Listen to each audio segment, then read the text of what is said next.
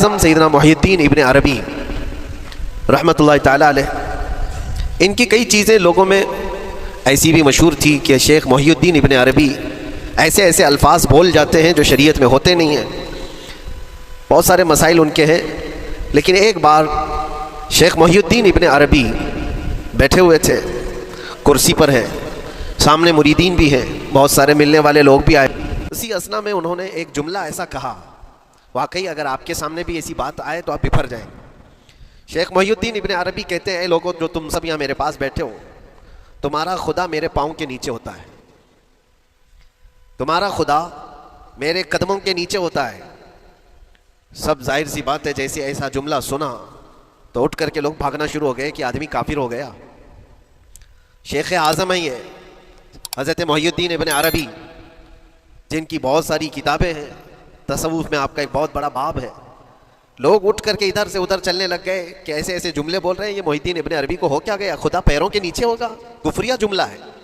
سب تو چلے گئے، دو باقی رہ گئے جو مخصوص مریدین میں سے تھے۔ انہوں نے کہا کہ حضور جو جملے سنے ہم کو بھی کانوں پر یہ وزن لگ رہے ہیں، لیکن کیوں کہا آپ نے ایسا؟ اس کا کچھ معنی ہے؟ آپ جیسے عظیم المرتبت بزرگ سے ایسا جملہ کیسے ممکن ہے؟ انہوں نے فرمایا کہ ان سب کو بھی تو یہ پوچھنا چاہیے تھا میرے بولنے کا مطلب کیا ہے۔ فوراً بدگمانی کیا اور بھاگ گئے۔ تم دو باقی رہ گئے، میں بتاتا ہوں کہ میں نے یہ جملہ کیوں کہا تھا۔ تو کرسی پر بیٹھے تھے اور چٹائی نیچے بچھی ہوئی تھی یا قالین بچھی ہوئی تھی جس پر لوگ بیٹھے ہوئے تھے۔ آپ نے اپنے ان دو مریدین سے کہا یہ چٹائی اٹھاؤ۔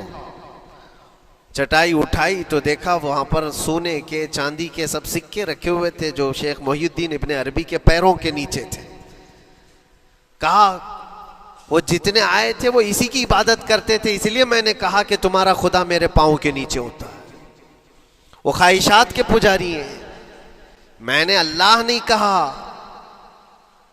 اللہ رب العزت وہ قادر مطلق ہے، میں نے کہا جس کی تم عبادت کرتے ہو، جس کو تم خدا بنائے رکھے ہو، وہ میرے پیروں کے نیچے ہوتا ہے۔